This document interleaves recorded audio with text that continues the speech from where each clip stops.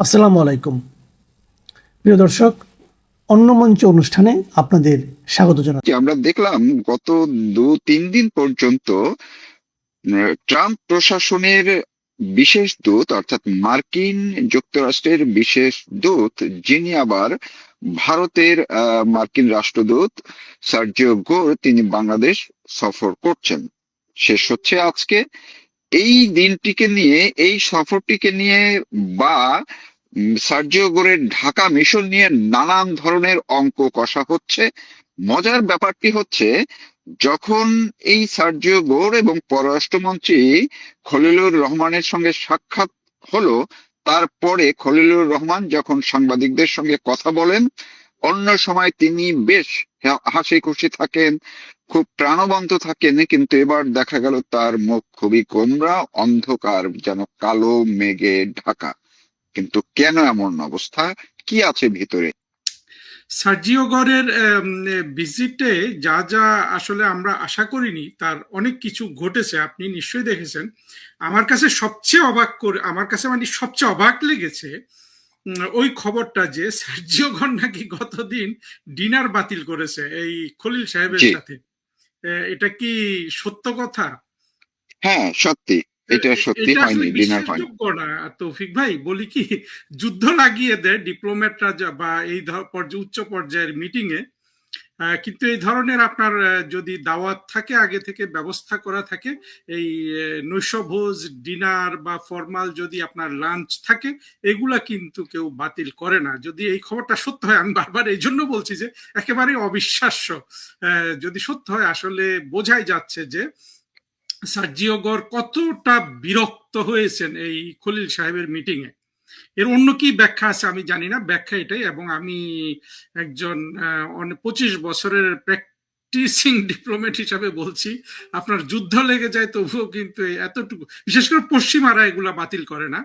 গরিব দেশগুলাতে, ভারত, বাংলাদেশ, পাকিস্তান, এখানে আমাদের মানুষের ইমোশন একটু বেশি থাকে। আপনার ডিপ্লোমেসিতে যে যত দরিদ্র তার ইমোশন, মানে এই ধরনের, এটা একেবারে সিলি একটা ব্যাপার। আপনার খাবার দাবার নিয়েও যখন ইমোশন প্রকাশ করা হয়, তো সেই ক্ষেত্রে এটা আসলে খুবই সিগনিফিক্যান্ট।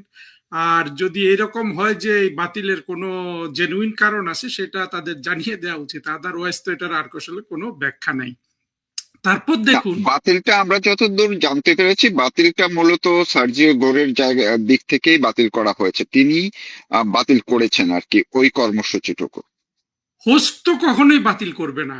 যদি বাতিল জি, হয়ে থাকে, আপনাকে ধরে নিতে হবে এটা অতিথির পক্ষ থেকে বাতিল করা হয়েছে। আর বাংলাদেশের কি সাহস আছে যে আপনার মানে ডিনার আয়োজন করে।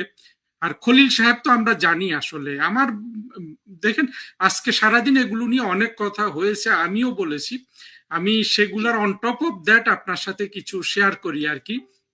সার্জিও অবশ্যই। গড়ের এই যে ভিজিটে আপনি যেটা বললেন, খলিল সাহেব যে কালকে, আমরা যেটা দেখলাম, উনি যে কি পরিমাণ আপনার উত্তেজিত এবং কোনোভাবেই তিনি সামলাতে পারছেন না নিজেকে, এবং তার পাশে দাঁড়িয়ে, আপনি দেখেছেন কিনা, আপনি তো নিশ্চিতভাবে দেখেছেন, জি, আমি জি। প্রশ্নটা করাই অবান্তর। পাশে দাঁড়িয়ে কিন্তু আমাদের প্রধানমন্ত্রী তারেক রহমানের পররাষ্ট্র বিষয়ক উপদেষ্টা অত্যন্ত, আপনার আমি কি বলবো যে আপনার, আমি তো আপনার শোতে আর মানে আসলে এগুলো তার মন্দ ভাষা ব্যবহার করতে চাই না, একেবারে বোকার মতো, শিশুর মতো আপনার মাঝে মাঝে হেসে উঠছে। মানে এগুলো হলো, আপনি যখন বিব্রত থাকেন, আপনি যখন আসলে আপনার কোনো আসলে যেই চাকরি আপনি করতে গেছেন সেই চাকরিতে যদি আপনার কোনো ট্রেনিং না থাকে, আপনি পাশাপাশি দেখবেন আবার রাষ্ট্রদূত দাঁড়িয়ে আছে, সেও কিন্তু বিরস বদনেই দাঁড়িয়ে আছে। রাষ্ট্রদূত হলো বাংলাদেশের রাষ্ট্রদূত আমেরিকাতে, মার্কিন যুক্তরাষ্ট্রে জি, যিনি আছেন, জি। তিনিও দাঁড়িয়ে আছেন। উনি কিন্তু হাসছেন না, বেচারা, তারও মুখ খারাপ, মানে তারও মুড কিন্তু অফ, এবং বোঝাই যাচ্ছে তাকে দেখে। খলিল সাহেবকে দেখে তিনি কোনো কথাবার্তাও বলেননি। না। তারপরও একটু, তার একটু মানে আপনার অডিয়েন্সের প্রতি একটা শ্রদ্ধাবোধ আছে আর কি। এই ছেলেটা যে জি। হুমায়ুন কবির, বয়স বোধহয় খুব একটা বেশি না, আমাদের সমান তো হবেই না, সে না, কিন্তু না। কোন পরিস্থিতি বুঝতে পারে না। আমি তারেক রহমান সাহেবকে খুব আন্তরিকভাবে পরামর্শ দিয়েছিলাম যে আপনাকে আগে ডুবিয়েছিল আপনার 2001 থেকে 6-এ এক বন্ধু ডুবিয়েছিল, ওই যে টাকা পাচারের মামলায় যিনি ইয়ে হয়েছেন, গিয়া নামটাকে একটু সালমামুন। স্মরণ করেন। জি, গিয়াসউদ্দিন আল মামুন। এখন তিনি একাধিক গিয়াসউদ্দিন আল মামুন নিয়োগ দিয়েছেন। তার মধ্যে একটা মামুন আপনি ধরে নিতে পারেন এই হুমায়ুন কবির। আরেকটা তো যথারীতি সেই জাহেদ, যে ভারতে গিয়ে আপনার ঢুকতে পারলো না, কারণ ভারতের বিরুদ্ধে সে এত বিষোদ্গার করেছিল। তারপর আমি আরেকটা দেখি, এই যে আপনার ওই যে একটা চোরা কারবারি ছিল মুসা বিন শমশের, আসলে উন্মাদ। পরে আমরা দেখেছি আসলে লোকটা উন্মাদ। সে বসুন্ধরা থেকে আপনার 1 ডজন বা 1.5 ডজন সিকিউরিটি ওখানে পাওয়া যায়, এগুলোকে ভাড়া করে এক একটা 2,000 বা 3,000 টাকা দিতে হয়। এটা ভাড়া করে সে দুদকে গিয়েছিল এটা প্রচার করার জন্য যে তার কাছে $32 বিলিয়ন আছে, সেটা দিয়ে সে পদ্মা সেতু গড়ে দিবে। এইরকম একটা উন্মাদের ছেলে ববি হাজ্জাজ। এগুলো হলো তারেক রহমান এখন 3টা গিয়াসউদ্দিন আল মামুন নিয়ে চলছেন কমপক্ষে। আরো বিশ্লেষণ করলে হয়তো আরো বের হবে। গোরের ওইখানে ফিরে আসি, সার্জিও গরের ওইখানে দেখবেন যে আরো কিছু কিছু আমি আসলে যে জিনিসগুলো খুব কম আলোচিত হচ্ছে সেগুলো নিয়ে একটু নির্দেশ করছি তৌফিক ভাই আপনার এখানে। জি, আরেকটা জিনিস অবশ্যই। দেখেছেন যে উনি বলেছিলেন যে একটা হিউম্যানিটেরিয়ান করিডোর দেওয়ার জন্য উমেদারি করছিল এই খলিল সাহেব, যেটা আসলে ছিল এই যে আপনার এই যে করিডোর মিয়ানমারকে তো না, যে রাখাইন অঞ্চলের বিদ্রোহীদের দেওয়ার জন্য মার্কিন যুক্তরাষ্ট্রের চাপে। কালকে যখন সাংবাদিকরা ওনাকে জিজ্ঞেস করলো যে এই করিডোর নিয়ে কোনো আলোচনা হয়েছে কিনা, উনি বললেন যে এটা আপনারা গুজব শুনেছেন। দেখেন খলিল সাহেব কতটা উনি আসলে আউট অফ মাইন্ড আর কি। আপনি গুজব বলতে এবং পারেন। ওনার কিন্তু বারবারই কালকে উনি কথা বলার সময় খেয়েই হারিয়ে হারিয়ে ফেলছিলেন উনি। ওই যে আমরা বলি না, আমতা আমতা করছিলেন, মানে মুখে কথা আটকে যাচ্ছিল বারবারই, চেহারায়ও সেটার প্রভাব পড়েছিল। ধরুন কথা আটকানোটা আমরা ধরলাম যে সাবধানতার সাথে বলছে, নতুন পররাষ্ট্রমন্ত্রী হয়েছেন ইত্যাদি অনেক কিছু, কিন্তু আপনার কিছু কিছু জিনিস মাথা তো একটু কাজ করবে যখন কেউ পররাষ্ট্রমন্ত্রী।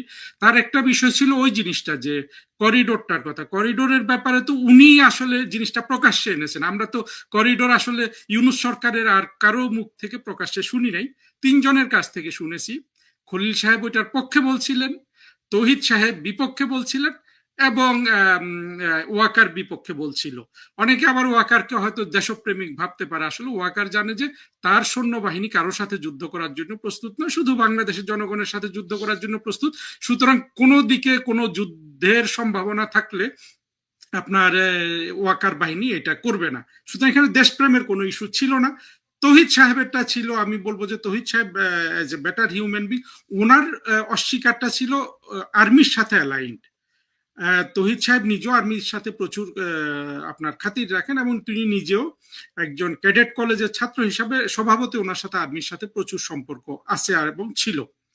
কিন্তু আমরা দেখেছি খলিল সাহেব ওটার পক্ষে কথা বলছেন। এখন যদি এই কিছুদিন পরে গতকাল খলিল সাহেব যেটা বললেন যে এটা একটা গুজব শুনেছেন, তাহলে উনি খুব খেলো হয়ে গেলেন না পুরো জাতির সামনে। আপনি যদি পররাষ্ট্রমন্ত্রী হতে চান, আপনি কি নিজেকে এত খেলো করবেন? আরেকটা জিনিস খেয়াল করবেন যে উনি কিন্তু আমাদের খুবই দেখেন, আপনি মোমেন স্যারকে আপনার প্রোগ্রামে আনেন, আমার খুব ভালো লাগে। এই মোমেন স্যার একবার একটা কথা বলেছিলেন যেটা আমি সমর্থন করি না, স্বামী স্ত্রী সম্পর্কের মতো একটা কথা, যেটা শেখ হাসিনা সরকারের জন্য একটা বিব্রতকর পরিস্থিতি হয়েছিল। কিন্তু মোমেন স্যার যখন আপনার মার্কিন যুক্তরাষ্ট্রের তখন যে এই জো বাইডেনের যে পররাষ্ট্রমন্ত্রী ছিল, secretary of state Antony Blinken, এই ব্লিংকেনের সাথে আপনারা খেয়াল করেছেন কিনা, উনি আমেরিকাতে গিয়ে একটা বাইল্যাটারাল মিটিং করেছিল। এগুলো সব তখন আসলে বাংলাদেশের শেখ হাসিনা সরকারকে ফেলে দেওয়ার অংশ হিসাবে সবকিছু হচ্ছে। কিন্তু সেখানে আমরা যখন মোমেন সাহেব এবং ওই ব্লিংকেনকে দেখি, আপনি যদি দুজনের কথাবার্তা শোনেন ইত্যাদি দেখেন, দেখবেন যে ব্লিংকেনকে অনেকটা ডক্টর মোমেনের স্টুডেন্ট মনে হচ্ছে, একটা ছাত্র।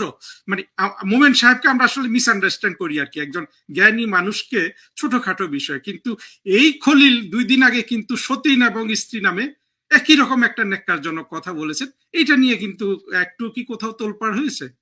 হয়নি। আপনার মনে আছে যে জাস্ট তার আগে খলিলের হ্যাঁ, হ্যাঁ, জায়গায় মনে সতীন আছে। এবং জি। একই কথাই তো হলো, তাই না? তো কথা হলো কি, বাংলাদেশের এই তারেক রহমান সাহেব আসলে সৌভাগ্যবান।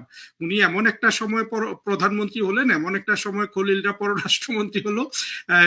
সেই সময় আসলে আপনার বাংলাদেশের অভ্যন্তরে মিডিয়া বলতে কিছুই নেই। আমরা জানি যে 2024-এর আপনি একজন অত্যন্ত দক্ষ এবং সিনিয়র সাংবাদিক হিসাবে জানেন যে আসলে 2024-এর জঙ্গি উত্থানের পরে মিডিয়া বলতে বাংলাদেশে কিছু নেই। যা আছে সবকিছু কিন্তু জঙ্গি উত্থানের পরে যারা এস্টাবলিশমেন্ট দখল করেছে, রাষ্ট্র দখল করেছে, তাদের তাবেদার হয়ে গেছে। এরা আর কোনো কিছু নিয়ে কিন্তু আগের মতো আপনার করে না।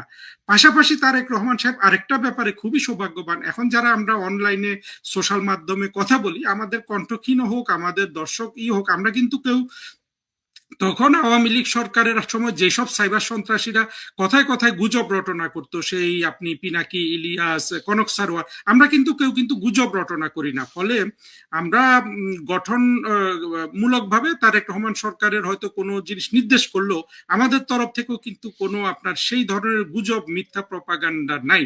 এটাও কিন্তু তারেক রহমান সরকারের কিন্তু দেখবেন যে অত্যন্ত সৌভাগ্যের বিষয় হয়ে দাঁড়িয়েছে। ফলে এই যে একটা ফরেন মিনিস্টার একই ধরনের কথা বলে, ডক্টর মোমেনের কথাটা সারা পৃথিবীতে আপনার এটা নিয়ে হাসি ঠাট্টা করেছে, আর এই মোমেন সাহেবেরটা বাংলাদেশের মিডিয়া কিন্তু গিলে ফেলেছে। একটা মানুষকে আমি দেখলাম না যে কেউ বলল যে এটা তো ওই রকমই হয়, তাহলে এটা নিয়ে আমরা হাসাহাসি করব না কেন। আবার যদি সার্জিও গোরের ওই জায়গায় ফিরে আসি, সার্জিও গোর নিজে বলেছে যে অনেক পজিটিভ ডেভেলপমেন্ট হয়েছে। ওনার একটা লাইন আছে ওনার নিজের অফিসিয়াল এক্স হ্যান্ডেলে, কিন্তু খলিল সাহেবের কথায় বোঝা যাচ্ছে যে কোনো পজিটিভ ডেভেলপমেন্ট নাই, আলোচনা হয়েছে কোনোটা, মানে এখান থেকে আপনি বুঝতে পারেন যে একটা মানুষ উনি কত, মানে ওনার উপর কি পরিমাণ ঝড় গেছে। উনি যখন সেই 1 ঘন্টা ব্যাপী এই গস সাহেবের সাথে বৈঠক করেন, প্রায় 2 ঘন্টার মতো, 2 ঘন্টা বৈঠক করে কিন্তু উনি বলছেন যে কোনো কিছু আলোচনা হয় নাই। সাংবাদিকরা প্রশ্ন করছে, উনি বলছেন না, এটা আলোচনা হয় নাই, ওইটা আলোচনা হয় নাই। আসলে এখানে তো আলোচনা কি হয়েছে খুবই আমরা ধারণা করতে পারি। এখানে আপনার চীনের সাথে যে অর্থনৈতিক মানে তারেক রহমান সাহেবের বাজেট বাস্তবায়নের জন্য হইলেও চীনের এই মুহূর্তে আপনার চীনের সাথে ওনার সুসম্পর্ক ছাড়া কোনো উপায় নেই। এবং ওনার যারা দুই একজন ওনাকে উপদেশ দিচ্ছেন, তারাও কিন্তু বলছে যে আপনি চীনের কোলে চলে যান, আদারওয়াইজ আপনি কোনোভাবেই টিকতে পারবেন না, কারণ টাকা ছাড়া তো টিকতে পারবেন না। এইটা মার্কিন যুক্তরাষ্ট্র সহ্য করতে পারছে না। আরেকটা বড় এজেন্ডা এখন মনে হচ্ছে আমার কাছে, আমি আসলে গুজব নিয়ে কথা বলতে চাই না বা গুজব অনুমান নিয়ে, তবে খুব সুস্পষ্ট যে এখানে ইউনুসকে প্রেসিডেন্ট করার বোধহয় প্রেশার আছে যথেষ্ট। তো সেটা একটা ধারণা করা যায়। কিন্তু যে জায়গাটা সেটা আমি এটা নিয়ে আপনাকে আলাদা করে এই প্রশ্নটা করতাম, যেহেতু আপনি তুলছেন, আমি ওইটার সাথে একটু সম্পর্ক যুক্ত করি। আমরা দেখতে পাচ্ছি যে বাংলাদেশের মিডিয়া কিন্তু এই যে 2024-এর 5ই আগস্ট থেকে শুরু করে যারা একদম প্রকাশ্যে ডক্টর ইউনূসের লোক বা তার যে কোর গ্রুপের যারা ডিপ স্টেটের বাংলাদেশে যারা কোর গ্রুপের একদম সিনিয়র লেভেলের, তারা সবাই কিন্তু এখন কেউ পত্রপত্রিকায় লিখছেন, আর্টিকেল লিখছেন, কেউ বক্তব্য দিচ্ছেন, কেউ মিডিয়াতে বলা শুরু করেছেন, বিভিন্ন ভাবে ডক্টর ইউনূসকে আসলে ক্ষমতায় বসানোর জন্য, প্রেসিডেন্ট করার জন্য উঠে পড়ে লেগেছেন একই চক্র। তো আপনি এইটাই বলছিলেন যে এটার সঙ্গে এমন কোনো বিষয় হতে পারে কিনা, যে গোরের জায়গা থেকে এমন কোনো কিছু বলা হয়েছে কিনা যাতে আসলে খলিলুর রহমানের মুখের হাসি উবে গেছে, এমনটা কিছু আছে কিনা, আপনার ধারণাটা কি? খুবই স্বাভাবিক, এটা ছাড়া তো আর কোনো কারণ নাই। আপনি এই জন্য আমি বারবার আমাদের পূর্বের উদাহরণগুলা দেখা, আমি নিজেও বলেছি, এটা বুঝতে হলে আপনার উদাহরণগুলা দেখতে হবে আমাদের। এখন তো তারেক রহমান সাহেব ক্ষমতায় আসার পর থেকে তো incoming outgoing visit almost disappear করে গেছে। ওনার সরকার 6 মাস হয়ে গেছে, উনি মাত্র চীনে গেলেন, মাঝখানে মালয়েশিয়া গেছেন। এটা আসলে ওনার ট্যাকটিক্যাল আর কি। মূলত উনি চীনে গেছেন, একটা বা দুইটা দেশ ভ্রমণ করেছেন। আমি একটা নিজে বক্তব্য দিয়ে দেখিয়েছিলাম যে এমনকি প্রধানমন্ত্রী শেখ হাসিনার প্রথম 6 মাসে 24 সালে তো উনি পুরনো গভর্নমেন্ট, নতুন করে ভিজিট করার কিছু নেই। তারেক রহমান একটা ডিফারেন্ট প্রেক্ষাপট। তখনও আমরা দেখছি যে শেখ হাসিনা কয়েকটা দেশে গেছেন, তার মধ্যে জার্মানি ছিল, থাইল্যান্ড ছিল, উনি স্পেনের সফর বাতিল করেছেন, ভারত চীন তো পাশাপাশি ছিলই। আবার বাংলাদেশে এসেছিল ভুটানের রাজা এবং কাতারের আমির, প্রথম 4-5 জি। মাসের মধ্যে। আর তারেক রহমানের এখানে অন্তত যদি আপনার অর্ধেকও পারফর্ম করতেন উনি, মানে এতটুকু ভিজিট হলো বলতে হতো যে ওনাকে প্রধানমন্ত্রী হিসাবে বিশ্ব আসলে অর্ধেক চোখে দেখে। সেটা কিছুই হচ্ছে না। আপনি দেখেন এই সরকার প্রধান বিদেশেও যেতে পারছে না, বাইরেও যেতে পারছে না। আর তার মধ্যে আপনি যেটা বলছিলেন যে যে ডক্টর ইউনূসের যে যে বিষয়টা, ওরা বদিউল আলমরা কিন্তু প্রথম বোধ ইত্তেফাক দিয়ে শুরু করেছিল, সবাই আবার কণ্ঠ তুলেছে যে এমন কাউকে প্রেসিডেন্ট নিয়োগ করা দরকার যাতে শক্তিশালী একজন প্রেসিডেন্ট হয় আর কি। এইটা এই এই প্যাটার্নটা কিন্তু 2024-এর আগে যা যা করেছিল ইউনূসরা, আপনার জি। তার সাথে মেলে। একদিকে বদিউল আলমরা কিন্তু শেখ হাসিনার বিরুদ্ধে বিষোদ্গার করেছে, আর একদিকে দেখবেন যে যারা রাজনৈতিক ফ্রন্টে ছিল তারা বিষোদ্গার করেছে, রাজনৈতিক ফ্রন্টে জামাত, হেফাজত, বিএনপি। এখন দেখা যাচ্ছে ওদের অভ্যন্তরীণ বন্টনে বিএনপি একটা পক্ষ হয়ে গেছে, অন্য পক্ষ জামাত, এনসিপি, তারাও ইউনূসের জন্য ক্যাম্পেইন করছে, আর বদিউল আলমরাও ইউনূসের জন্য ক্যাম্পেইন করছে। সার্জিও গোর একই সময় ঢাকা এসেছেন। সুতরাং আপনি যদি প্যাটার্নটা দেখেন যে একই চক্র কিন্তু এখন তারেক রহমানের মাথার উপর বসেছে। এখন তারেক রহমানের ডিলেমাটা আমি কিন্তু খুব সহানুভূতির সাথে বুঝি।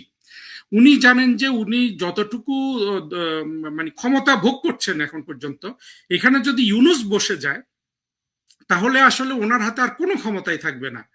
এখন উনি কি ততটুকু ক্ষমতা দিয়ে দিবেন কিনা, এইটা কিন্তু একটা বড় ধরনের আপনার ওনার উপর বড় ধরনের কিন্তু একটা বাস্তবতা তারেক রহমানের জন্য। আর খলিল সাহেবের সমস্যাটাও কিন্তু একই রকম, যে যাই হোক উনি তো এখন তারেক রহমান সরকারের পররাষ্ট্রমন্ত্রী, ফলে তারেক রহমানের ইচ্ছাটাও ওনাকে কিন্তু এই যে সার্জিও গর সাহেবকে জানাতে হয়। ফলে এখন সার্জিও গর সাহেব যদি বলেন যে তুমি তো আমার লোক, খুব সবাই জানে যে আসলে ডিপ স্টেট যেটা বলা হয়, মানে মার্কিন প্রশাসনের হয়েই কিন্তু খলিল নিজেও কিন্তু মার্কিন নাগরিক, এবং কোনো বিপদ হলে সবার আগে যে লোকটা আসলে এই সিস্টেমে পাওয়া যাবে না, বিএনপির সিস্টেমে, সেটা কিন্তু এই খলিল সাহেব। কারণ তার কিন্তু আপনার পূর্ণ ঠিকানা, নাম, বাড়ি ঘর সব কিন্তু মার্কিন যুক্তরাষ্ট্রে আছে। তো এই অবস্থায় খলিল সাহেবকে যদি কোনো কড়া কথা বলা হয়, সেটা আসলে অনেক বেশি আপনার হার্শ হওয়ারই কথা।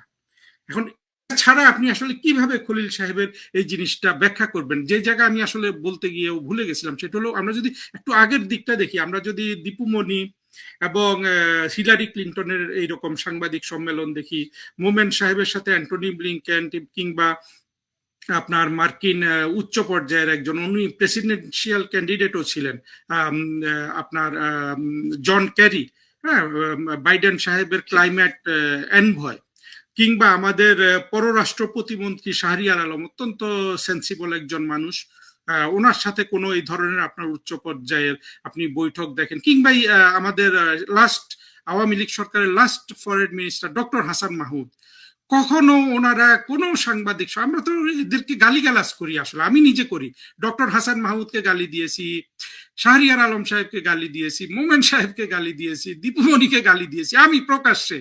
কিন্তু আপনি দেখবেন এই যে আমাদের 4 জন, একজন প্রতিমন্ত্রী যে অনেক দক্ষতা অর্জন করেছিলেন, উনি 2বার প্রতিমন্ত্রী ছিলেন, আর 3 জন পূর্ণমন্ত্রী, পররাষ্ট্রমন্ত্রী, কখনো কোনো সাংবাদিক সম্মেলন আপনার গ্রেস ছাড়া, একজন ফরেন মিনিস্টারের যে ইউজফুল মানে ইউজুয়াল আপনার মানে গ্রেস থাকা দরকার, আপনার এক ধরনের আপনার তার একটা এক ধরনের কূটনীতিক সুলভ আপনার কি বলবো যে অ্যাপিয়ারেন্স থাকা দরকার, তার বাইরে কখনো এই ব্যক্তিগুলো একবারও যান নাই। খলিল সাহেব দেখবেন যে উনি ক্যামেরার সামনে আসলেই কিন্তু একটা আহাম্মকের মতো হাসে, দুঃখিত আহাম্মক শব্দটা ব্যবহার করার জন্য, সে হলো হুমায়ুন কবির, আর একজন খলিল সাহেব উত্তেজিত হয়ে যান। আমি মনে করি যে ওনাদের কথা তো আসলে অনেক, তৌফিক ভাই একটু ডাইভার্স হয়ে যাচ্ছে, মাফ করবেন, আমার মনে হয় যে তারেক রহমান সাহেবের একমাত্র মানে ওনার কিছু মানে ভাবমূর্তি রক্ষা করার জন্য ওনার ওই জুনিয়র যে যিনি আছেন শামা ওবায়দ, যিনি ন্যাচারালি এসছেন, খলিল সাহেবের মতো পেছনের দরজা দিয়েও আসেন নাই, আবার হুমায়ুন কবিরের মতো ওইভাবে তারেক রহমানের সাথে দীর্ঘ বন্ধুত্বের মাধ্যমে আসেন নাই, রাজনীতি করে এসেন। উনি দেখি যে অনেকটা আপনার মোটামুটি শান্তশিষ্ট থাকতে পারেন প্রেসের সামনে, বাকিরা পাচ্ছেন না।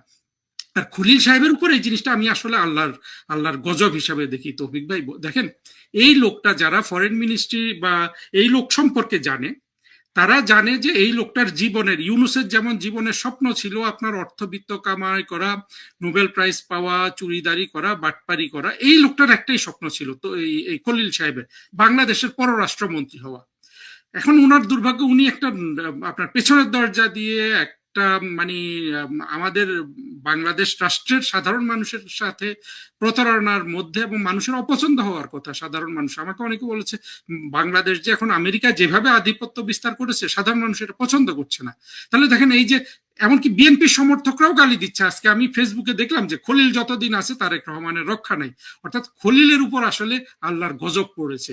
এই আপনি যদি এটা দেখেন যে উনি পররাষ্ট্রমন্ত্রী হন, আপনি সহজ সরল পথে যদি হতেন, কিন্তু উনি এমনই পথে হলেন যে আসলে উনি আসলে এটা এনজয় করতে পারছেন না, নানান ধরনের চাপ। আর এসব জায়গায় একটা জিনিস কি জানেন মারুফ ভাই, আপনি যদি কারো অনুগ্রহ নিয়ে আপনি এই ধরনের পোস্ট দখল করেন, এটা সবাই বোঝে যে ওই ওই ওই উচ্চতর শক্তির আপনি কিন্তু দাসে পরিণত হবেন। এই দাস হওয়ার যে আপনার বিড়ম্বনা, যে টেনশন, যে প্রেশার, এইটা আসলে খলিল সাহেবের মাথার উপর ভর করেছে, যার কারণে আমরা তাকে এই এই এই এই আপনার উত্তেজিত অবস্থায় দেখতে পাচ্ছি বারবার। এমনকি চীন সফরের পর তারা যে সাংবাদিক সম্মেলন করেছিলেন সেখানেও কিন্তু আমরা একই জিনিস দেখেছি। তো এখন আমি একটু শেষ পর্যায়ে চলে এসেছি। আপনার কাছে কি মনে হয় যে এই যে সার্জিও গোরের সফরটা, এই সফরটা অনেকেই বলার চেষ্টা করছেন বিভিন্ন সামাজিক যোগাযোগ মাধ্যমে, এমনকি দু একজনের সাথে দেশেও আমি যখন কথা বলেছি যারা এই সরকারের সঙ্গে আছেন, এমনও দু একজনের সাথে কথা হয়েছে, তাদের সবার মধ্যে একটা কেমন একটা প্রতিক্রিয়া হচ্ছে যে এই সার্জিও গোরের সফরের মধ্য দিয়ে বিএনপি বা তারেক রহমান সরকারের ভবিষ্যতের কিছু আলামত তারা আগামী কয়েকদিনের মধ্যে দেখতে পেতে পারেন। অর্থাৎ এমন একটা বাক্য বলেছে, সেটা হচ্ছে যে এই আগস্ট সেপ্টেম্বরের মধ্যেই তারেক রহমান সরকারের ভবিষ্যৎটা বোঝা যাবে। আপনি কি মনে করছেন? আমি মনে করি এটার মধ্যে আপনার ভিত্তি আছে। তারেক রহমান সরকারের আসলে ভবিষ্যৎ আমি সার্জিও গোরের ভিজিট ছাড়াই বুঝতে পারি। আপনি যদি একটা জিনিস লক্ষ্য করেন, সার্জিও গোরের আগের দিকে আমরা যদি তাকাই, বাংলাদেশের যে ইকোনমিক যে আপনার কি বলবো ডাউন টার্ন যেটা হয়ে গেছে ইউনুসের মাধ্যমে, জঙ্গিদের মাধ্যমে, আপনি জানেন যে অর্থমন্ত্রী আমির খসরু মাহমুদ চৌধুরী 6.5% জিডিপি টার্গেট করে একটা অবাস্তব বাজেট করেছেন। বাজেটটা খুব সুন্দর ছিল, এটা আমি প্রশংসা করেছি, কিন্তু উনি প্রায় আপনার ওনার রাজস্ব আয়ের যে অবাস্তব লক্ষ্যমাত্রা উনি গ্রহণ করেছেন এবং যে ঘাটতি দেখিয়েছেন, এটা যদি আমরা মিলে তার অন্তত 4 থেকে 5 বিলিয়ন ডলার দরকার বিদেশিদের কাছ থেকে, শুধু এই বাজেটটা আপনার কোন রকম বাস্তবায়ন করার জন্য। সেই টাকা শুনি যে 2 বিলিয়ন এখান সেখান থেকে বিভিন্ন ব্যাংক, আন্তর্জাতিক সংস্থা থেকে হয়েছে, বাকি কিন্তু হয় নাই। আরেকটা জিনিস লক্ষ্য করুন, 6.5% জিডিপি প্রবৃদ্ধি টার্গেট করেছেন, আর তার সরকারের আমলেই এই লাস্ট কোয়ার্টারে 2025-26 অর্থ বছরে মার্চ এপ্রিল মে জুন এই স্ট্যাটিস্টিক্সটা বের হয়ে গেছে যে 2.2% জিডিপি গ্রোথ হয়েছে। 2.2% মানে বুঝতে পারছেন যে অলমোস্ট জনসংখ্যার যে গ্রোথ তাকে আপনার তার সমান হয়ে যাচ্ছে। এইটা বাংলাদেশের নিশ্চিতভাবে আপনার দুর্ভিক্ষের দিকে নিয়ে যাচ্ছে। এইটা তো ওই তারেক রহমানের তো আমি জানি না, উনি ওই যে বাচ্চাদের সাথে বসেন প্রায়, ওগুলা দিয়ে কিন্তু তার পিআর টিম তাকে রক্ষা করছে, বাচ্চাদের সাথে ছবি তোলেন। উনি শুরু থেকে আমরা দেখছি যে উনি একটু চলাফেরায় মানুষকে দেখাচ্ছেন যে জনগণের প্রধানমন্ত্রী, কিন্তু তার যে এই যে সমূহ বিপদ বাংলাদেশের মানুষ, আমি আগেও বলেছি তৌফিক ভাই, মানুষ আসলে অনেকটা জঙ্গিকৃত হয়ে গেছে, অর্থাৎ জঙ্গিদের প্রেমে লোভে প্রলোভনে পড়ে গেছে, কিন্তু তারা ক্ষুধাটা সহ্য করবে না। এই ক্ষুধা কিন্তু আমরা যেটা বলেছিলাম 1 বছর আগে তৌফিক ভাই, যত দ্রুত আসবে তার চেয়ে দ্রুত কিন্তু এগিয়ে আসছে তারেক রহমানের দিকে। তার সাথে জড়িত হয়ে গেছে আপনার ওনার এই আন্তর্জাতিক সম্পর্কগুলো ম্যানেজ করতে না পারে, ম্যানেজ করতে পারারও কথা না। আপনি যখন 2024-এ আপনি যখন জঙ্গি উত্থানের যে কোয়ালিশন হয়েছে সেটার একটা বৃহত্তর আপনি মেম্বার হয়ে গেছেন, সেটাতে তো আর লুকোচাপা মার্কিন যুক্তরাষ্ট্রের প্রেসিডেন্টই রাখেন নাই যে $29 মিলিয়ন দেয়া হয়েছে বাংলাদেশকে, বাংলাদেশের পলিটিক্যাল ল্যান্ডস্কেপ চেঞ্জ করার জন্য, যার অর্থ দাঁড়ায় যে শেখ হাসিনা সরকারকে ফেলে দেওয়ার জন্য। এই কথাটা যদি ডোনাল্ড ট্রাম্প সাহেব বলেন, এটাকে আমি বুঝি না আমাদের ভাষ্যকাররা। আমি তো মনেই করি না বাংলাদেশে কোনো মিডিয়া আছে, অন্তত সোশ্যাল মিডিয়াতে যারা কথা বলে ইউটিউবে, তারা কেন এটা প্রকাশ্যে বলে না বারবার যে ডোনাল্ড ট্রাম্প সাহেবই তো সাক্ষ্য দিয়েছেন যে এটা প্রতারণার মাধ্যমে শেখ হাসিনা সরকারকে ফেলে দেওয়া হয়েছিল।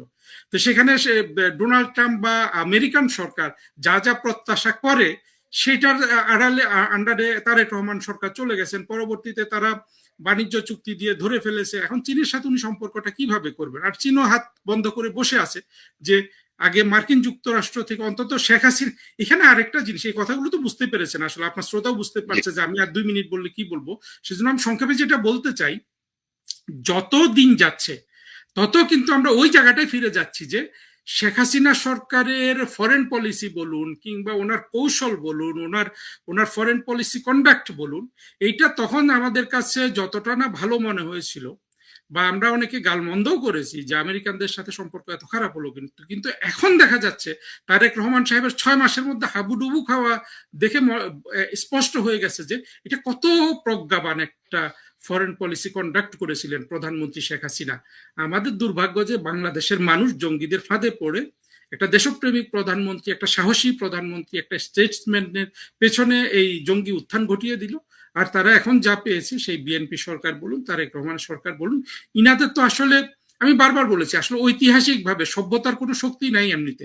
আর সাধারণ আপনার যে কূটনীতি করার যে সামর্থ্য, সেটাও এদের নাই। কারণ ফরেন মিনিস্টারের নাই, আপনি উপদেষ্টা নিয়েছেন, সে একটা বালক।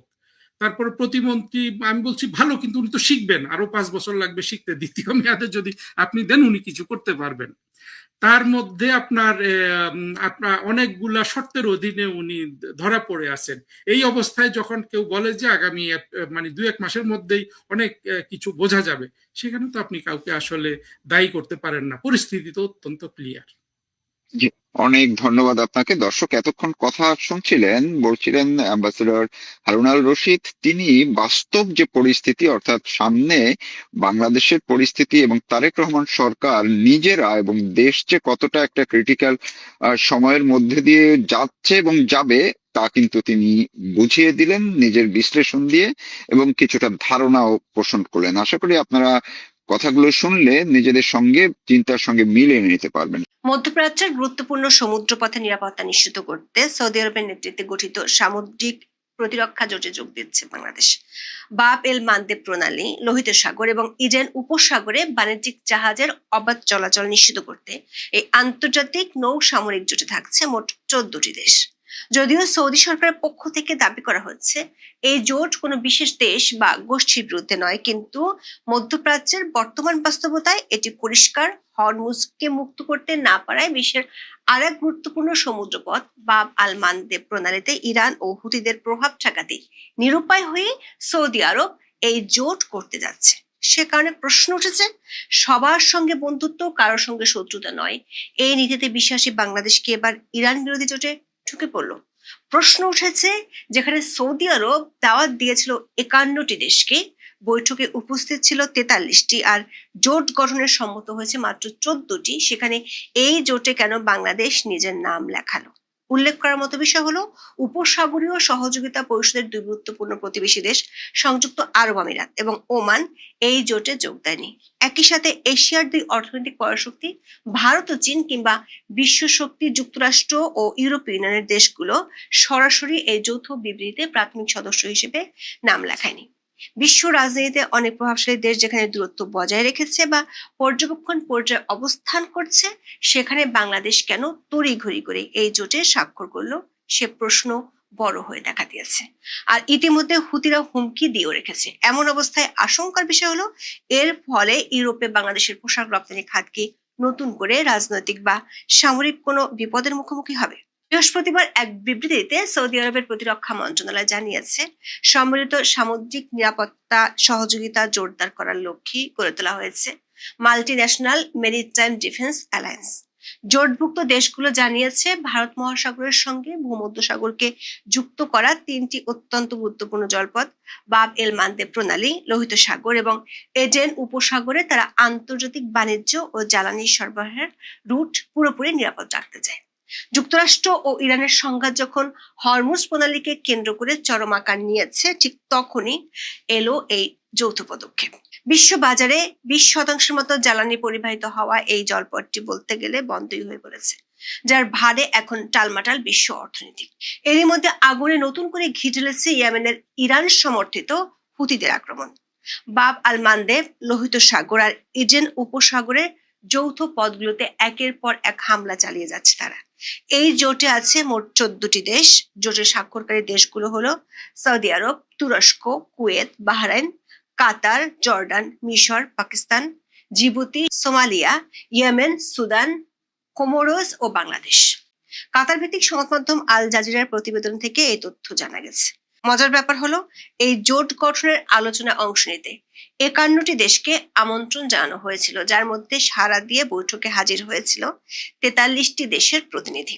সৌদি প্রতিরক্ষা মন্ত্রণালয় থেকে জানানো হয়েছে, আলোচনায় ইউরোপীয় ইউনিয়নের একটি প্রতিনিধি দলও উপস্থিত ছিল। যদিও লোহিত সাগরে আগে থেকে ইউর অ্যাসপাইরস নামে একটি নিজস্ব নৌ নিরাপত্তা মিশন চালু রয়েছে, ফলে সৌদি নেতৃত্বাধীন এই নতুন জোটের কার্যক্রম তাদের চেয়ে কতটা আলাদা হবে তা এখনো স্পষ্ট নয়।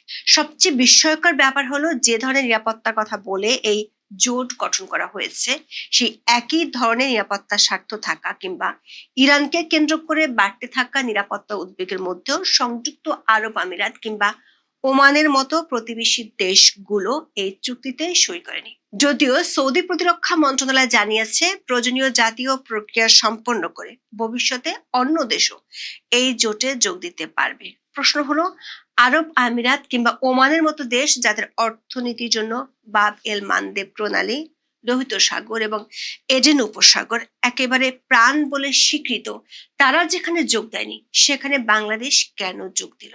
আবার এশিয়ার দুই পরাশক্তি চীন এবং ভারতও এই জোট থেকে দূরে সরে রেখেছে নিজেদের। সেখানে বাংলাদেশ কেন পাকিস্তানের পথে হাঁটলো? সে কারণে রিয়াদে গঠিত সামুদ্রিক প্রতিরক্ষা জোট ঘোষণার সাথে সাথে একটি আন্তর্জাতিক ভূ রাজনৈতিক প্রশ্ন সামনে চলে এসেছে। সেটি হলো, বাংলাদেশ কি তবে মধ্যপ্রাচ্যের জটিল ছায়াযুদ্ধ বা প্রক্সি ওয়ারে সৌদি আরবের পক্ষে অবস্থান নিয়ে সরাসরি ইরান বিরোধী অক্ষের অংশ হয়ে গেল?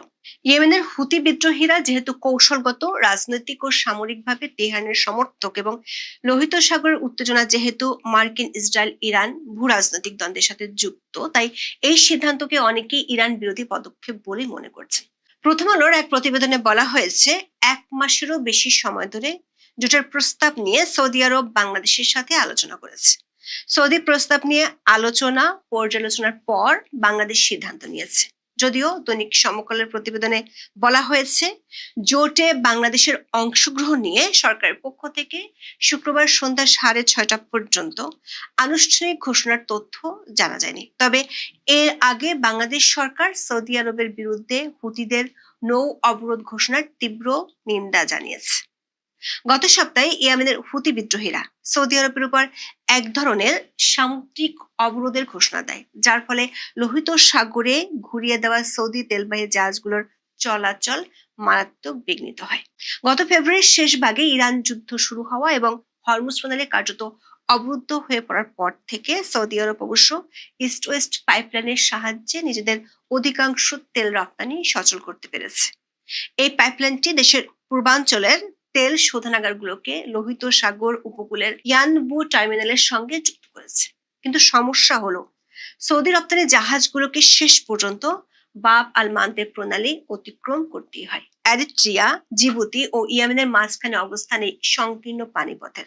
ইয়েমেনের যে অংশটি এই প্রণালীর মুখোমুখি, তার নিয়ন্ত্রণ হুতিদের হাতে। আর এটাই লোহিত সাগরে যে কোনো জাহাজে আঘাত হানার ক্ষেত্রে তাদের এক বাড়তি কৌশলগত সুবিধা এনে দিয়েছে। বিশ্বের মোট সামুদ্রিক বাণিজ্যের 10 থেকে 12% সম্পন্ন হয় এই প্রণালী দিয়ে, যার মধ্যে প্রতিদিন কয়েক মিলিয়ন ব্যারেল অপরিশোধিত তেল রয়েছে।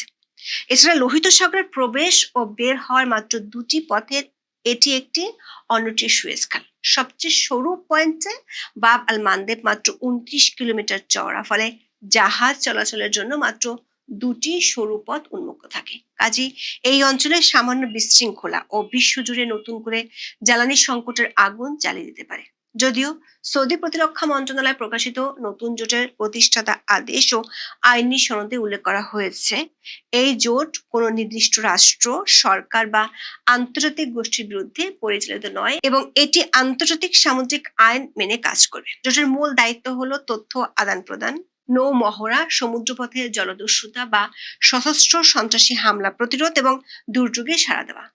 এটি উত্তর আটলান্টিক চুক্তি সংস্থা বা ন্যাটোর মতো কোনো যৌথ সামরিক আক্রমণাত্মক জোট নয়, যেখানে একটি দেশের উপর হামলা হলে বাকি 13টি দেশ ইরান বা ইয়েমেনের বিরুদ্ধে সরাসরি যুদ্ধে ঝাঁপিয়ে পড়বে।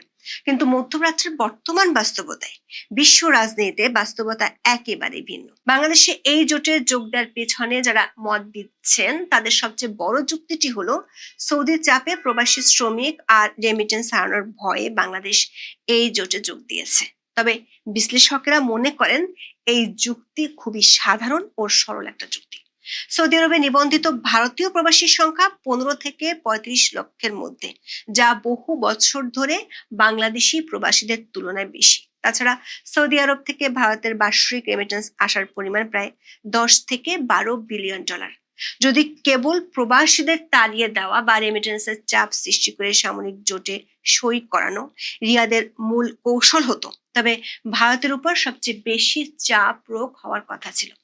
সৌদি সরকার অতীতে কখনোই সামরিক সিদ্ধান্ত না মানার কারণে কোনো দেশের লাখ লাখ শ্রমিক একেবারে ডিপোর্ট বা ফেরত পাঠায়নি। সামুদ্রিক প্রতিরক্ষা জোটে যোগ দেওয়ার পর সবচেয়ে গুরুতর যে কূটনৈতিক ও অর্থনৈতিক আলোচনাটি হচ্ছে সেটি হলো এই প্রতিরক্ষা পদক্ষেপে অংশ নেওয়ার পর কি বাংলাদেশের জ্বালানি তেল এলএনজি সরবরাহ ব্যাহত হবে এবং ইউরোপে বাংলাদেশের মূল পোশাক রপ্তানি খাত কি নতুন করে রাজনৈতিক বা সামরিক কোনো বিপদের মুখোমুখি হবে।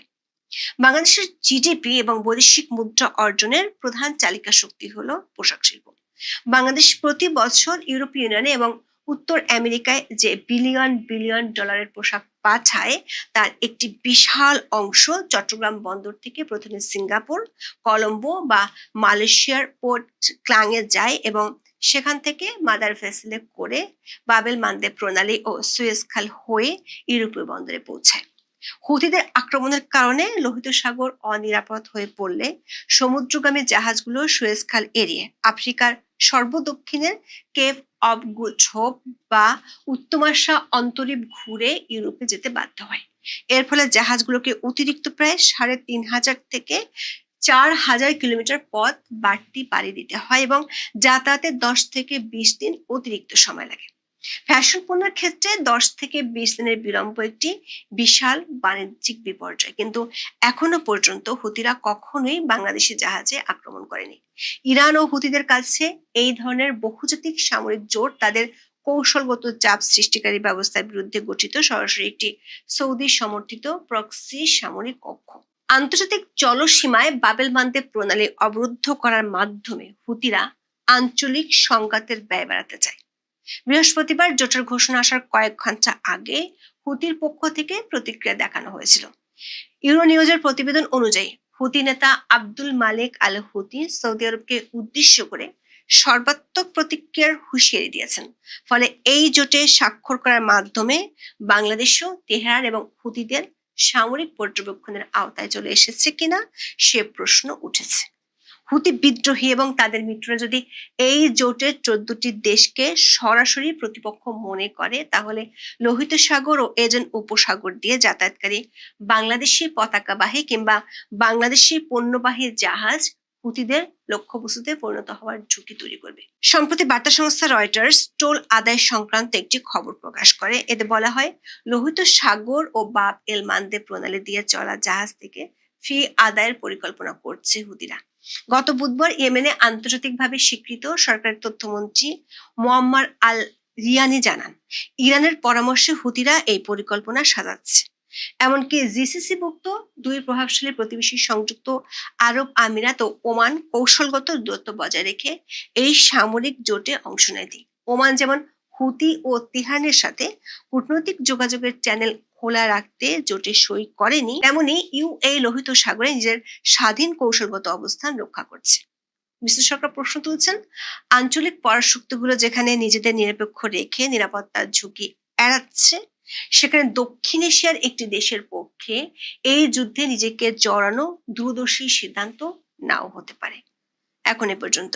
মধ্যপ্রাচ্যের ইসরায়েল, আমেরিকা এবং ইরান যুদ্ধ এখন আর ইরান, আমেরিকা, ইসরায়েল যুদ্ধে সীমাবদ্ধ নয়।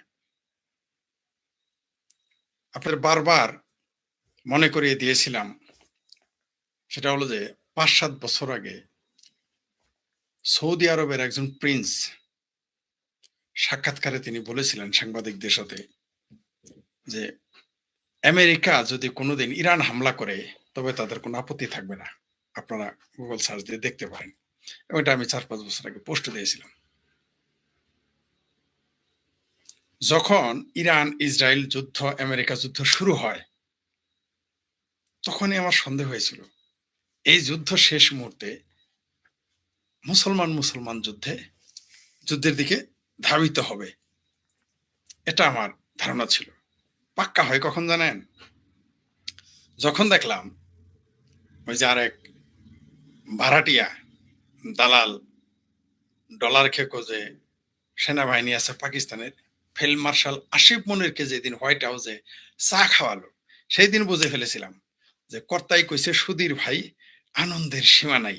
একে এমন একটা খেল একে নিয়ে খেলবে যেটা আমরা কখনো ধারণাই করতে পারবো না, মুসলমানরা ধারণা করতে পারবে না, এমনকি অনেকেই ধারণা করতে পারবে না। সন্দেহ তখনই করেছিলাম।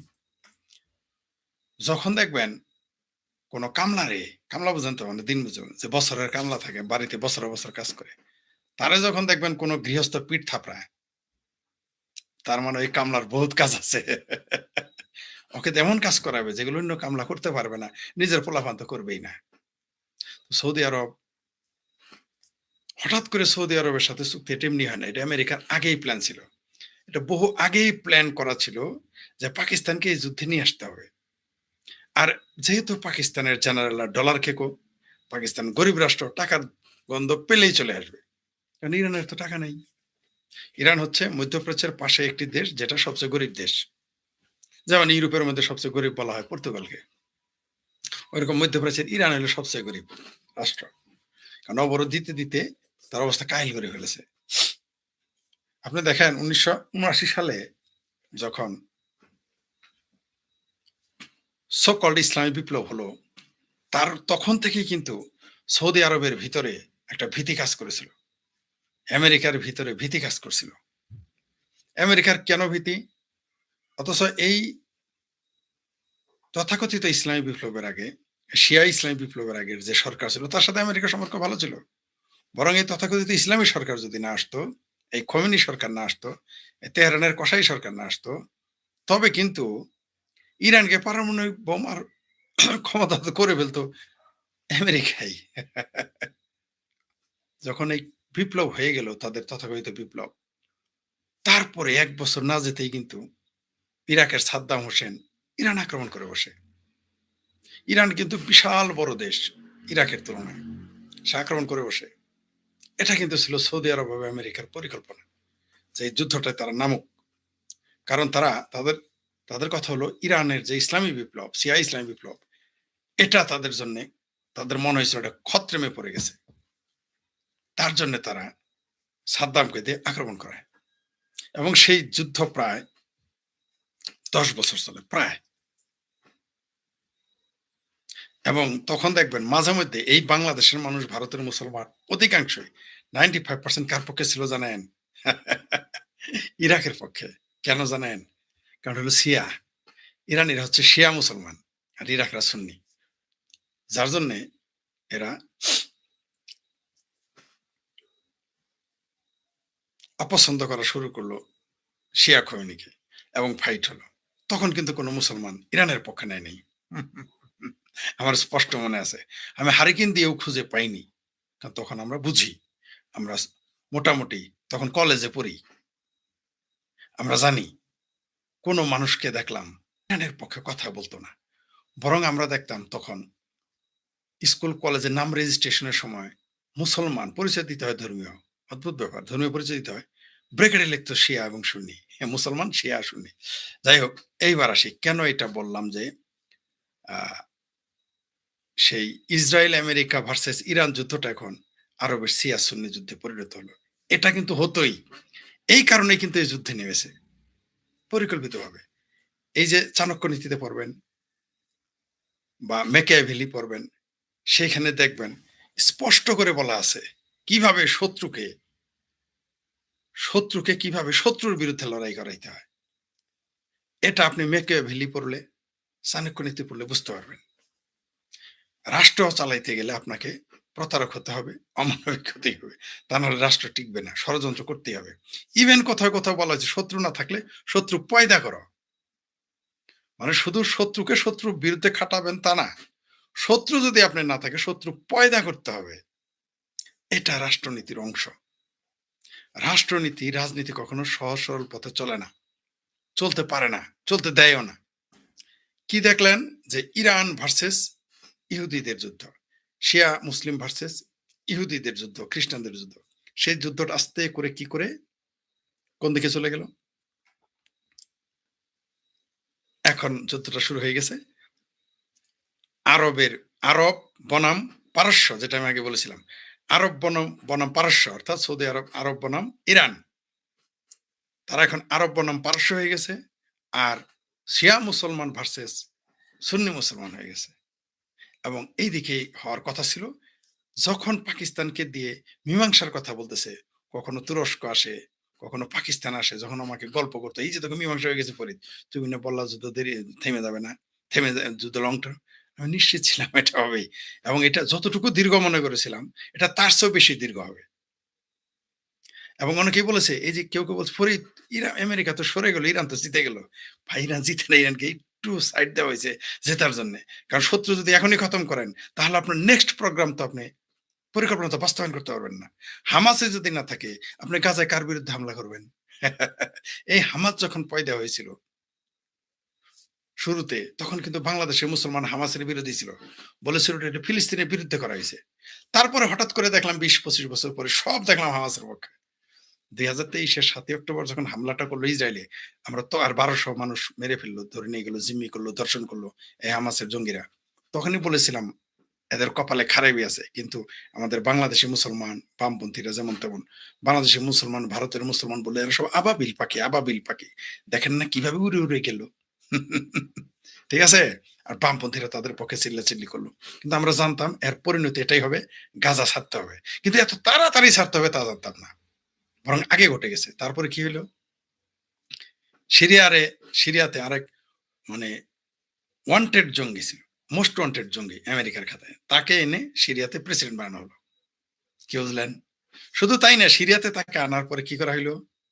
বাশার আল আসাদ, সিয়া মুসলমানের পক্ষে, তাকে তাড়ানো হলো, রাশিয়া চলে গেল। সবাই বাংলাদেশের মুসলমান খুশি হলো, ভারতের মুসলমান খুশি হলো, এমনকি কিছু কিছু বামপন্থীরাও খুশি হয়েছিল। তারপর কি হলো? তিনি এসেই প্রথমে লেবাননে, সিরিয়াতে আমন্ত্রণ জানাইলেন ইসরায়েলি বাহিনীকে। তারপরে কি হলো? এই সিরিয়ার প্রেসিডেন্ট এখন কি করলো? সিরিয়ার নেতা জুব্বা ছেড়ে, পাগড়ি ছেড়ে কোটটাই লাগাইলেন। তারপরে কি করলেন? ইসরায়েলের সাথে প্রতিরক্ষা চুক্তি করে বসলেন। আমরা হাসলাম। আপনারা কাঁদলেন যারা আমাদের গালি দিয়েছেন তখন। কেমন লাগে? শুধু এখানেই ক্ষান্ত না, সর্বশেষ খবর কি?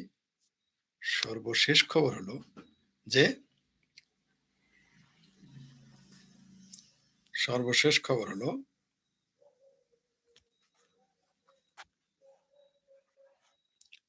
যে 13 জাতির সর্বশেষ খবর হলো যে পরিষ্কার করে বলি, সর্বশেষ খবর হলো যে ইরানের বিরুদ্ধে বাংলাদেশ সহ 14টি দেশ নিয়ে সৌদি আরবের নতুন প্রতিরক্ষা জোট। কিছুদিন আগে পোস্ট দিয়েছিলাম যে ইসরায়েলকে স্বীকৃতি দেবে মুসলমানেরা, আবার আব্বাও ডাকবে বলেছিলাম।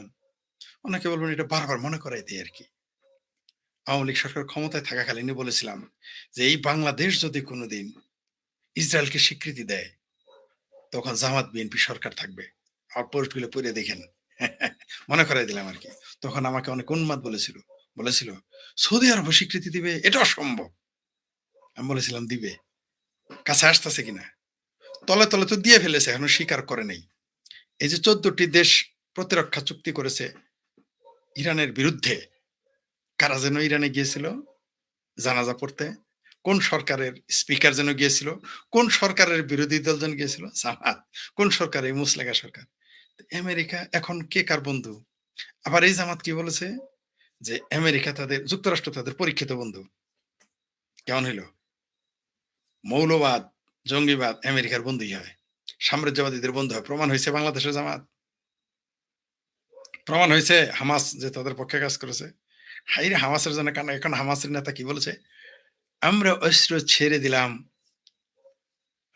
মুসলমানদের, গাজার মুসলমানদের স্বার্থে। তাহলে আগে অস্ত্র ধরেছিলেন কার স্বার্থে? শোনেন, এই হামাসের নেতা ইসমাইল হানিয়া কাতারের 5 স্টার হোটেলে থেকে আপনি জীবনে শুনেছেন যে কোন নেতা 5 স্টার হোটেলে বসে দল চালায়? তারপরেও আপনাদের আকল হয় নাই। মুসলমানদের তো এমনি আকল কম, আমি বলি নাই। কলকাতার এক মৌলবী বলছে মুসলমানদের আকল কম, এই তো 2-3 দিন হলো বলছে, আমি বলি নাই। আমি বলে তো দোষ হয়ে যাবে। তো আকল আসলেই কম। 5 স্টার হোটেলে বসে জঙ্গি নেতা বসে থাকে। সেই হানিয়ার আত্মীয় স্বজন আবার বোন, ভাগ্নি, নাতি, এরা ইসরায়েলের নাগরিক। কাতারে বসে থেকে সবচেয়ে বেশি টাকার মালিক, হাজার হাজার কোটি টাকার মালিক এই হামাস সংস্থা। অথচ গাজার লোক না খায় থাকে, টাকা তুলে। বাংলাদেশের মতো যাকে বলা হয় মিসকিন দেশ, সেখান থেকেও টাকা বাড়ায়, পাকিস্তান থেকেও টাকা বাড়ায়। কি বুঝলেন? তো এখন কি করেছে, 14টি দেশ মিলে একটা প্রতিরক্ষা চুক্তি করেছে, জোট করেছে। সেখানে বাংলাদেশ আছে, পাকিস্তান আছে, তুরস্ক আছে। এইবার লাখ ভেলগি লাখ, বলেছিলাম কিনা? ঠিক এইভাবেই দেখবেন একদিন একটা জোট হবে ইসরায়েলকে স্বীকৃতি দেওয়ার। এখন দেখেন শেখ হাসিনা আসার আগেই ডিসেম্বরে স্বীকৃতি দিয়ে দেয় কিনা এই সৌদি আরব, পাকিস্তান, বাংলাদেশ। বলেছিলাম আমরা পাশের কথা আগে কই, মানে জামালপুর একটা কথা আছে, পাশের কথা আগে কইতো কেউ শয়তান কয়, কেউ জিন্দাবীর বলে। মিলতেছে হিসাব, আস্তে আস্তে বুঝতে পারতেছেন তো? আরো বলে দেই, যখন ইতিহাস ঘেটে দেখলাম যে 2বার ইসরায়েলের বিমান পাকিস্তানে ল্যান্ড করেছিল, তাও ভুলে, এগুলো নাকি ভুলে হয়েছে। ভুলে ইসরায়েলি বিমান পাকিস্তানে যায়, ভারতে যায় না। আরেকবার ইউনূস সরকারের আমলে, এনজিওগ্রাম সরকার আমলে পাকিস্তানের বিমান বাংলাদেশে ল্যান্ড করেছিল। আপনাদের মনে আছে কার? কি বুঝলেন? তো এইভাবেই দেখবেন একদিন প্রতিরক্ষা জোট হবে। আজকে যেমন সৌদি আরবের সাথে নতুন প্রতিরক্ষা জোট হয়েছে ইসরায়েলকে রক্ষা, দেখছেন এই যে ভুলে ওটা আসল তথ্য, আসলে ইসরায়েল রক্ষা করতে এরাই যাবে। সৌদি আরব এখন ইরানের বিরুদ্ধে লড়াই করবে। এখন আস্তে করে চলে যাবে। মাঠ ছেড়ে দিয়েছে কারা? ইসরায়েল। মাঠ ছেড়ে দিয়েছে কারা? আমেরিকা। এরা এখন, ইসরায়েল এখন ব্যস্ত আছে লেবাননে দখল করতে, ইসরায়েল এখন ব্যস্ত আছে সিরিয়া দখল করতে। ইসরায়েলের পর দেখেন মিশর কি করতেছে, এয়ার টাইট বানাইছে। আপনারা তো 12 লক্ষ রোহিঙ্গা এনেছেন, তাই না মুসলমান ভাই? আর মিশর কি করছে, এয়ার টাইট কারেন্টের তার দিয়ে কাটা তারে বেড়া দেয়, ওয়াল করে কাটা তারে বেড়া দেয়, রেখে দিছে একটা ফিলিস্তিনি যেন মিশরে ঢুকতে না পারে। কি বুঝলেন? একটা মুসলমান, ফিলিস্তিনি মুসলমান ঢুকতে না পারে মিশরে। সেই জন্য তারা যা করার তা করতেছে সীমান্তে। তাহলে এরপরে কি ঘটবে? এখন এই যুদ্ধটা আরো দীর্ঘ, আমি ভেবেছিলাম 10 বছর, এই যুদ্ধ আর থামবে না। এখন বুঝতে পারছেন তো ইরানকে কেন ভ্যানিশ করে দেয় নাই? কারণ ভ্যানিশ যদি করে দেয় তাহলে পরে হালুয়া রুটি ভাগটা কিভাবে হবে? জমছে না খেলা? আরো জমবে, এই যুদ্ধ আরো দীর্ঘ হবে। মধ্যপ্রাচ্যকে একটা তেনা তেনা বানায় ফেলাবে, ফানা ফানা বানায় ফেলাবে, একটা ফানা ফানা বানায় ফেলাবে, কিচ্ছু রাখবে না মধ্যপ্রাচ্যে। দেখতে পারবেন কি পরিণতি হয়, দেখতে পারবেন। তো এখন মুসলমান ভাইরা বাংলাদেশের যারা আছে, ইরানের জন্য এত ফালাফালি তোমার সরকারের, বিএনপি সরকারের, এমনকি আওয়ামী লীগের মধ্যে খোমেনি লীগ আছে, আর বিএনপির তো আছেই। তো এখন তারা কি বলবে? আওয়ামী লীগ তো সমালোচনা করবে, যারা খোমেনি লীগ। কিন্তু যারা বিএনপির মধ্যে আসো, জামাত, এখন তোমরা কি বলবা? তোমাদের বাটপাড়িতে ধরা খেয়ে গেল, তোমরা এখন কি না ঘরকা না ঘটকা? এখন বাংলাদেশে যারা মুসলমান, যারা ইরানের পক্ষে ছিল, তারা এখন না ঘরকা না ঘটকা, ধবিকা কুত্তা হয়ে গেছে। কিভাবে? সরকার হলো সৌদি আরবের পক্ষে, এবং ওই যে ছোট্ট একটা রাস্তা নিয়ে আবার লেগে গেছে, হুতিকে দিয়ে ইরান খেলা খেলতেছে। আমি আর আগে করে বলেছিলাম হুতি আসলে কার পক্ষে কাজ করতেছে। গাজা তো ভ্যানিশ, হামাস তো ভ্যানিশ। আজ থেকে 10 বছর পরে ঠিক এই কাজটাই ঘটবে, দেখবেন যে হুতি আত্মসমর্পণ করেছে, হুতি অস্ত্র সমর্পণ করেছে। আবার বলে রাখলাম 10 বছর পরে আমার কথা মনে হবে, এখন আমাকে উন্মাদ মনে হইতে পারে, হয়তো 10 বছর নাও লাগতে পারে। হুতিরা বলবে আমরাও হামাসের মতো অস্ত্র বরণ করলাম, সংবরণ করলাম, আমরা যুদ্ধবিরতি ঘোষণা করলাম মুসলমানদের স্বার্থে। যখন সব কাজ কমপ্লিট হয়ে যাবে, নিশ্চিত থাকেন 10 বছর পর হুতি এই কথা বলবে। সেম এই এই যে বর্তমানে স্ক্রিপ্ট চলছে, হুবহু হামাসের স্ক্রিপ্ট করবে, সব উচ্ছেদ করে ফেলবে। আর ওই যে ইসরায়েল যে গ্রেটার ইসরায়েল বানাইতেছে, ওইদিকে তারা কিন্তু যাচ্ছে। কিন্তু এবার কাকে দিয়ে করাবে? ওই যে মেকিয়াভেলি আর চাণক্যের বই পড়বেন, সংস্কৃত আর ওই ওই ইতালির যে লেখক যে ছিল মেকিয়াভেলি, তার বইটা প্রিন্স পড়বেন, তাহলেই বুঝবেন যে কিভাবে এখানে কাজ করতেছে। আপনি যদি মেকিয়াভেলি ভালো করে পড়েন আর চাণক্য নীতি ভালো করে পড়েন, তাহলে বুঝতে পারবেন মধ্যপ্রাচ্যে কি করে। পরিষ্কার, দিনের আলোর মতো পরিষ্কার যে শত্রুকে শত্রুর বিরুদ্ধে লাগিয়ে দিতে হবে এবং সেই গেমটা সুন্দরভাবে খেলতে হবে। আর যদি শত্রু না থাকে, শত্রু পয়দা করো, বন্ধু পয়দা করতে বলে নাই। মেকিয়াভেলি বলে নাই বন্ধু পয়দা করো, চাণক্য বলে নাই বন্ধু পয়দা করো। চাণক্য আর মেকিয়াভেলি দুইজনেই বলেছে বন্ধু থেকে সতর্ক থাকবা, কারণ তোমার ক্ষতি বন্ধু করবে। বরং বলছে প্রয়োজনে শত্রু পয়দা করো। বিশ্বাস নাই আপনারা মেকিয়াভেলি পড়েন, চাণক্য পড়েন, পড়লেই পাবেন। আমি পরে এগুলো বলতেছি কি সুন্দর মিলে যাইতেছে। সামনে দেখবেন মধ্যপ্রাচ্য, ওই যেটা বললাম, মধ্যপ্রাচ্যের অবস্থা একেবারে খারাপ হয়ে যাবে। গেম প্ল্যানটা দেখছেন তো? সবচেয়ে অদ্ভুত ব্যাপার, এই প্রথমে এই আইএস কিন্তু সুন্নি, সিয়া না। আইএস বানাইছিল সিয়াকে সাইজ করার জন্য, আইএস। আর শিয়ারা সব সংগঠন বানিয়েছিল সুন্নিকে সাইজ করার জন্য। মধ্যপ্রাচ্যে কিন্তু যত সংগঠন দেখেন, হয় তারা সিয়া মুসলমান নয় সুন্নি মুসলমান। যত জঙ্গি সংগঠন সব দুইটার মধ্যেই আছে, জঙ্গি সংগঠন, এবং দুইটাই পরস্পরের বিরুদ্ধে সবসময় লেগে থাকে। এই গেমটাই এখন খেলা হবে এবং দেখতে পারবেন এখন এই বিচ্ছিন্ন ঘটনা ঘটবে, রাষ্ট্রীয়ভাবে ঘটবে না। ইরান তো তামা তামা, ইরান কিনে যা খেলার তা তো ওই যে লাগিয়ে দিয়েছে সৌদি আরব ভার্সেস সিয়া ভার্সেস সুন্নি। আর এরা সৌদি আরবের পক্ষে থাকতে বাধ্য, মুসলমানরা যারা সুন্নি সৌদি আরবের পক্ষে থাকতে বাধ্য, এমনকি আরব রাষ্ট্রগুলো থাকতে বাধ্য, যেহেতু তারা সুন্নি, ওই কারণে তারা ঐক্য হতে হবে। আর বাংলাদেশ পাকিস্তান তো দরিদ্র রাষ্ট্র, সৌদি আরবের কথা শুনতে তারা বাধ্য, কারণ যত ইরানের পক্ষে, ইরান থেকে তো 5টা টাকা ইনকাম আসে না, যা আসে সৌদি আরব থেকে। পাকিস্তান এবং বাংলাদেশের সৌদি আরবের পক্ষ নেওয়া ছাড়া কোনো উপায় নেই, ছাড় দিবে না। এটা ভারত না, মনে করেন না ভারত যে তার সাথে সুদূর বুদুর করবে না, আপনাকে ছেড়ে দিবে। জাস্ট সৌদি আরব ঘেটি ধরে সব মধ্যপ্রাচ্যের যত বাংলাদেশি আর পাকিস্তানি আছে ঘেটি ধরে বের করে দিত। এই ঠেলাতে সৌদি আরবের পক্ষ নিতে বাধ্য হয়েছে এবং নিতে হবেই, উপায় নেই, কোনো উপায় নেই, নিতে হবেই এদের।